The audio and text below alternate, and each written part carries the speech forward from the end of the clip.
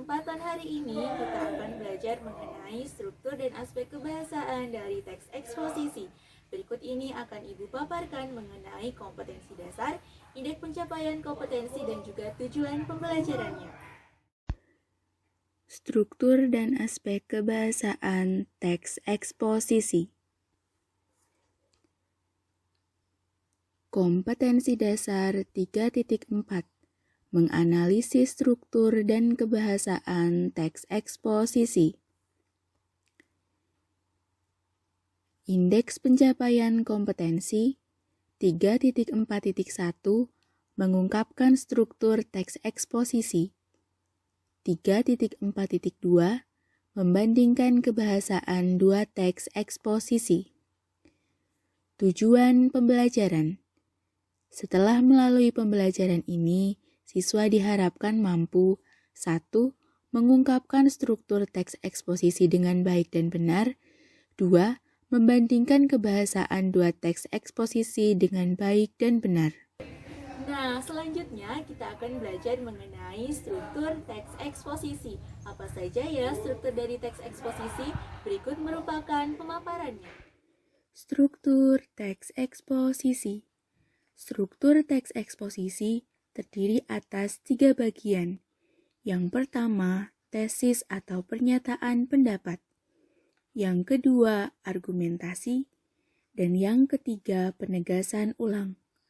Mari kita bahas satu persatu dari struktur teks eksposisi. Tesis atau pernyataan pendapat. Tesis atau pernyataan pendapat adalah bagian pembuka dalam teks eksposisi. Bagian tersebut berisi pendapat umum yang disampaikan penulis terhadap permasalahan yang diangkat dalam teks eksposisi. Argumentasi. Argumentasi merupakan unsur penjelas untuk mendukung tesis yang disampaikan. Argumentasi dapat berupa alasan logis, data hasil temuan, fakta-fakta, bahkan pernyataan para ahli. Argumen yang baik harus mampu mendukung pendapat yang disampaikan penulis atau pembicara. Kemudian ada penegasan ulang. Penegasan ulang merupakan bagian yang bertujuan menegaskan pendapat awal serta menambah rekomendasi atau saran terhadap permasalahan yang diangkat. Contoh identifikasi struktur teks eksposisi berjudul Pembangunan dan Bencana Lingkungan. Di sini, siswa dapat mencermati teks eksposisi berjudul Pembangunan dan Bencana Lingkungan beserta strukturnya. Tesis atau pernyataan pendapat ditunjukkan pada paragraf Bumi saat ini sedang menghadapi berbagai masalah lingkungan yang serius. 6 masalah lingkungan yang utama tersebut adalah ledakan jumlah penduduk, penipisan sumber daya alam, perubahan iklim global, kepunahan tumbuhan dan hewan, kerusakan habitat alam, serta peningkatan polusi dan kemiskinan. Dari hal itu dapat dibayangkan betapa besar kerusakan alam yang terjadi karena jumlah populasi yang besar, konsumsi sumber daya alam, dan polusi yang meningkat. Sedangkan teknologi saat ini belum dapat menyelesaikan permasalahan tersebut. Pemaparan tadi merupakan bagian dari tesis atau pernyataan pendapat yang menyatakan berbagai masalah lingkungan yang sedang dihadapi oleh bumi dan apa saja jenis masalah lingkungan yang sedang dihadapi tersebut. Di antaranya, ledakan jumlah penduduk, penipisan sumber daya alam, perubahan iklim global, kepunahan tumbuhan dan hewan, kerusakan habitat alam, serta peningkatan polusi dan kemiskinan. Kemudian, kita akan beralih pada struktur selanjutnya, yaitu argumentasi. Ada beberapa paragraf yang menunjukkan argumentasi. Berikut merupakan pemaparannya. Argumentasi pertama. Para ahli menyimpulkan bahwa masalah tersebut disebabkan oleh praktik pembangunan yang tidak memerhatikan kelestarian alam, atau disebut pembangunan yang tidak berkelanjutan. Seharusnya, konsep pembangunan adalah memenuhi kebutuhan manusia saat ini dengan mempertimbangkan kebutuhan generasi mendatang dalam memenuhi kebutuhannya. Argumentasi kedua, penerapan konsep pembangunan berkelanjutan pada saat ini ternyata jauh dari harapan. Kesulitan penerapannya terutama terjadi di negara berkembang, salah satunya Indonesia.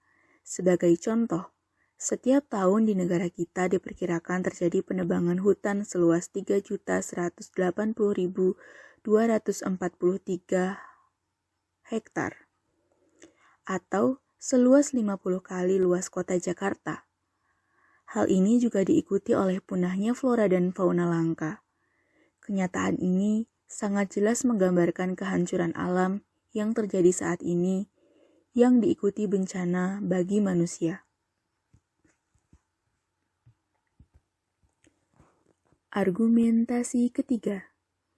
Pada tahun 2005 sampai 2006, tercatat terjadi 330 bencana banjir, 69 bencana tanah longsor, 7 bencana letusan gunung berapi, 241 gempa bumi, dan 13 bencana tsunami. Bencana longsor dan banjir itu disebabkan oleh perusakan hutan dan pembangunan yang mengabaikan kondisi alam. Argumentasi keempat. Bencana alam lain yang menimbulkan jumlah korban banyak terjadi karena praktik pembangunan yang dilakukan tanpa memerhatikan potensi bencana. Misalnya, banjir yang terjadi di Jakarta pada Februari 2007 dapat dipahami sebagai dampak pembangunan kota yang mengabaikan kerusakan lingkungan dan bencana alam.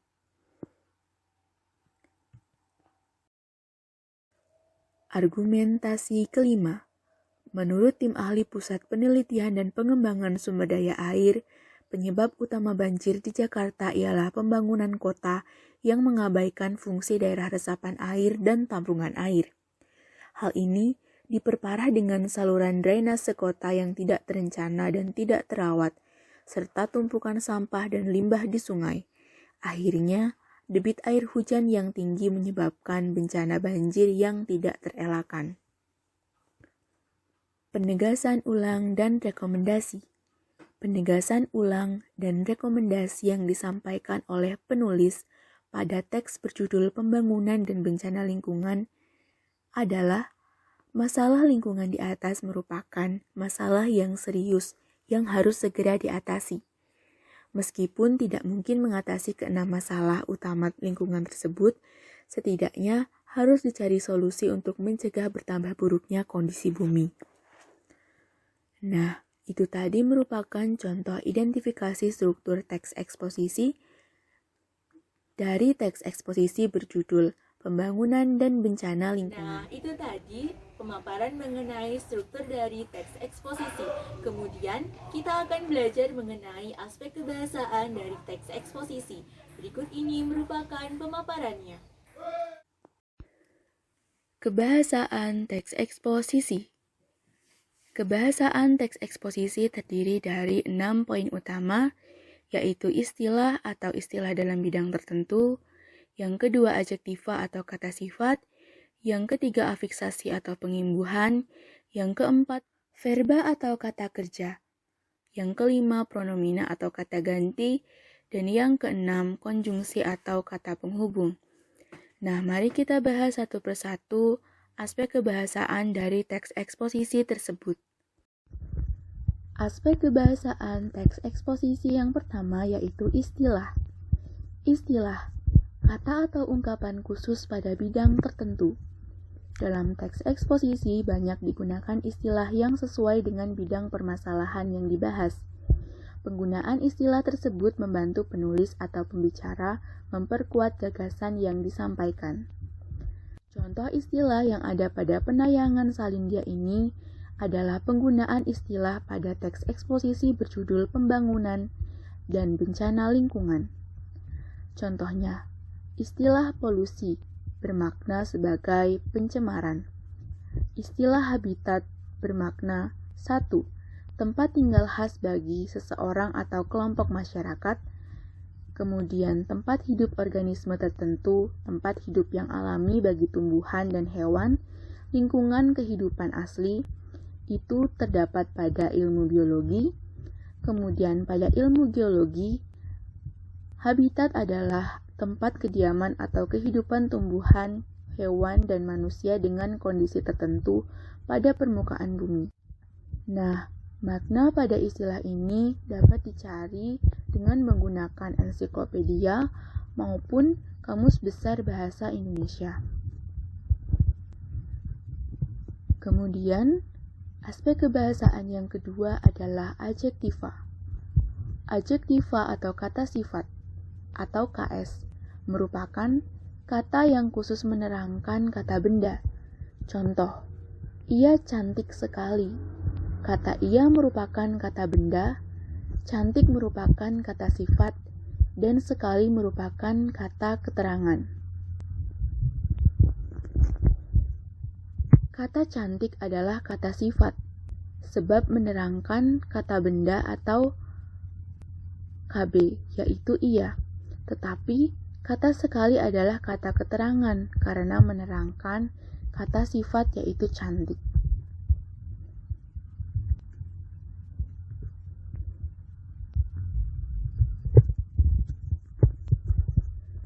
Nah, apa saja ciri adjektiva atau kata sifat? Yang pertama, dapat diberi kata keterangan seperti agak, sangat, paling, atau sekali. Contoh, kata sifat cantik dapat diberi kata keterangan sangat di depan kata tersebut, sehingga menjadi sangat cantik. Nah, kemudian ciri yang kedua, dapat membentuk konstruksi se ditambah kata sifat diulang, kemudian diakhiri dengannya. Contoh, kata cantik menjadi kata secantik-cantiknya. Berikut merupakan contoh penggunaan adjektiva atau kata sifat pada teks eksposisi berjudul Pembangunan dan Bencana Lingkungan. Kata sifat atau adjektiva serius, makna leksikal atau kamus, sungguh-sungguh, gawat, genting, karena menghadapi bahaya, resiko, akibat, dan sebagainya yang mungkin terjadi. Kemudian, yang ketiga ada afiksasi. Afiksasi atau pengimbuhan merupakan proses pembentukan kata dengan cara pemberian imbuhan, baik berupa awalan atau prefiks, sisipan atau infiks, akhiran atau sufiks, afiks gabung maupun konfiks. Mari kita bahas satu persatu mengenai prefiks, infiks, sufiks, afiks gabung, dan konfiks. Prefiks. Prefiks merupakan imbuhan yang ditambahkan pada bagian awal sebuah kata dasar atau bentuk dasar. Contoh prefiks seperti ber, per, di, ter, penasal, menasal, dan lain-lain. Contoh, ber ditambah sepeda menjadi bersepeda. Menasal ditambah kata tanam menjadi menanam. Di ditambah kata pukul menjadi dipukul. Kemudian infiks. Infiks merupakan imbuhan yang disisipkan di tengah kata. Imbuhan yang berupa sisipan seperti er, el, dan in. Contoh, ditambahkan kata gigi menjadi gerigi. El ditambahkan kata tunjuk menjadi telunjuk. Ditambahkan kata getar menjadi gemetar. In ditambahkan kata kerja menjadi kinerja. Kemudian sufiks. Sufiks merupakan imbuhan yang ditambahkan pada bagian belakang kata dasar. Misalnya, kan, an, i, nya, man, wan, wati, kah, pun. Contoh, ambil ditambahkan sufiks kan menjadi ambilkan. Meter ditambahkan sufiks an menjadi meteran. Cabut ditambahkan sufiks i menjadi cabuti. Seperti ditambahkan sufiksnya menjadi sepertinya. Seni ditambahkan sufiks man menjadi seniman. Kemudian afiks gabung. Afiks gabung merupakan gabungan antara awalan dan akhiran yang melekatnya pada kata bentukan secara tidak bersama-sama. Contoh, me-i pada kata memunguti. Kata memunguti itu berasal dari kata memungut plus akhiran i. Sedangkan kata memungut sendiri itu awalnya terbentuk dari prefiks me atau awalan me yang ditambahkan kata pungut. Jadi, prosesnya kata pungut mendapatkan awalan me menjadi memungut, kemudian kata memungut mendapatkan akhiran i menjadi kata memunguti. Nah, imbuhan me dan i tidak melekat bersama-sama pada kata dasar pungut. Nah, selanjutnya konfiks.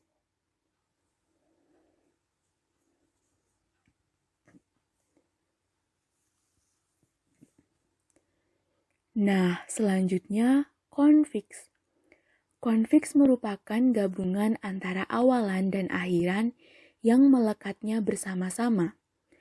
Contoh, kean pada kata kemasyarakatan, di mana kemasyarakatan itu terbentuk dari kata masyarakat yang mendapatkan imbuhan kean secara bersama-sama.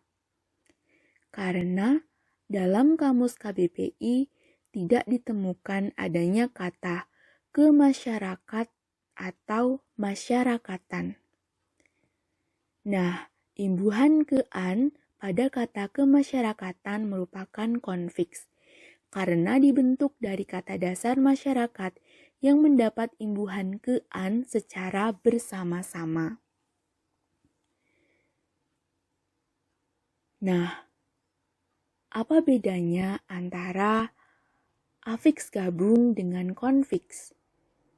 Nah, afiks gabung itu melekatnya tidak secara bersama-sama, jadi melalui beberapa tahapan. Sedangkan pada konfiks itu melekat secara bersama-sama dari awalan dan akhirannya.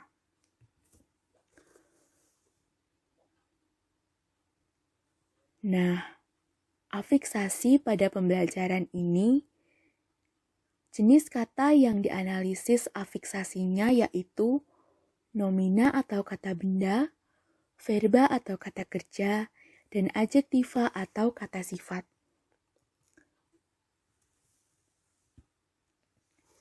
Contoh afiksasi. Berikut merupakan contoh penggunaan afiksasi atau pengimbuhan pada teks eksposisi berjudul Pembangunan dan Bencana Lingkungan. Nah, apabila dilihat dari prosesnya, maka dapat dijabarkan bahwasanya kata turunan atau penipisan itu berasal dari kata dasar tipis yang berjenis adjektiva dan mendapatkan imbuhan penasal an sehingga menjadi kata penipisan yang berjenis nomina. Kemudian yang keempat, verba. Verba atau kata kerja kata yang menggambarkan proses, perbuatan, atau keadaan. Dalam teks eksposisi, banyak digunakan kalimat verba, yaitu kalimat berpredikat verba. Nah, adapun pembagian kalimat verba, ada A, kalimat aktif.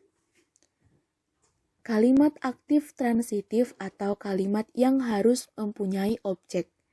Contohnya, ia membaca buku pelajaran. Ia sebagai subjek, membaca sebagai predikat, dan buku pelajaran sebagai objek. Kemudian ada kalimat ditransitif, atau kalimat yang harus mempunyai objek dan pelengkap. Contoh, ibu menjahitkan adik saya baju baru. Ibu sebagai subjek, menjahitkan sebagai predikat, adik saya sebagai objek, dan baju baru sebagai pelengkap. Kemudian ada kalimat semi-transitif, merupakan kalimat yang boleh diikuti objek atau boleh juga tidak. Contoh, adik menulis, atau adik menulis cerita. Adik sebagai subjek, kemudian menulis sebagai predikat, atau bisa disajikan adik sebagai subjek, menulis sebagai predikat, dan cerita sebagai objek. Kemudian ada kalimat aktif intransitif, yang merupakan kalimat yang tidak menggunakan objek. Wujudnya bisa subjek predikat, contohnya adik tidur siang, kemudian bisa juga subjek predikat dan pelengkap. Contohnya, polisi bersenjatakan pistol. Nah, setelah tadi membahas mengenai verba, kalimat aktif, maka terdapat juga kalimat pasif. B. Kalimat pasif. Ada dua jenis predikat kalimat pasif. Kata kerja berimbuhan ter, ke an, atau di. Contoh, adik dimarahi ibu. Kemudian ada pasif persona, yaitu gabungan kata ganti dan kerja. Contoh, buku ini aku pinjam.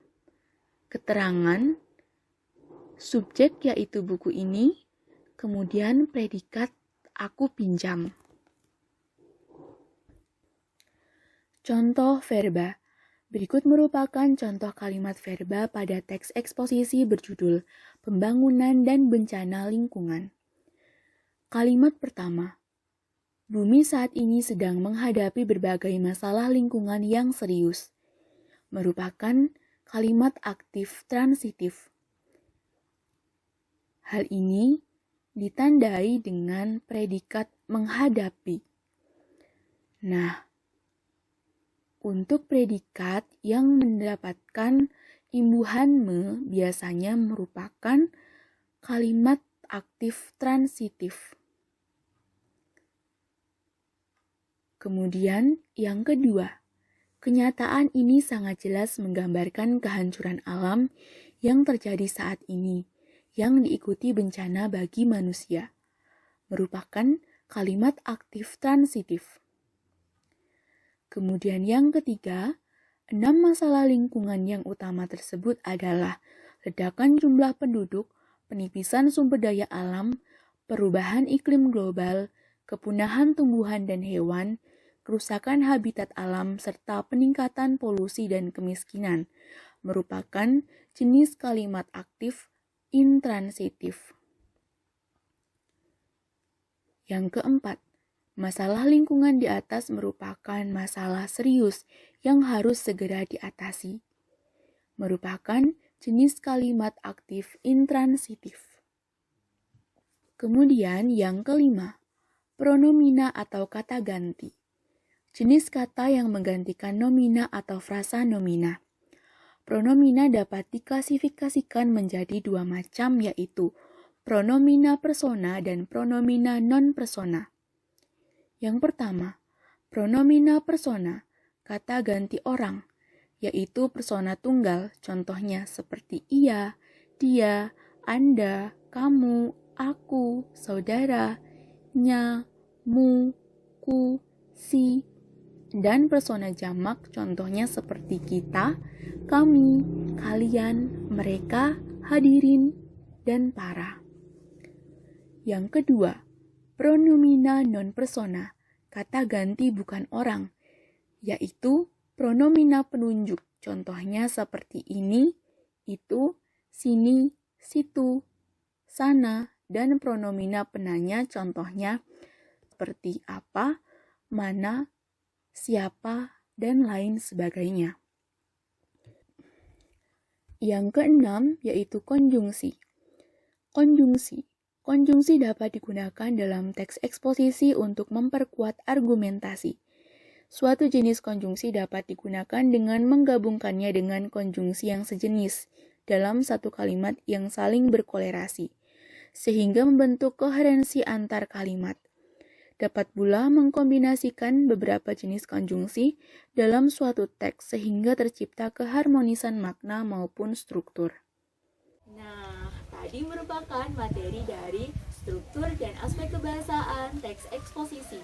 Semoga bermanfaat dan menambah pemahaman bagi siswa-siswa sekalian. Semangat untuk belajar!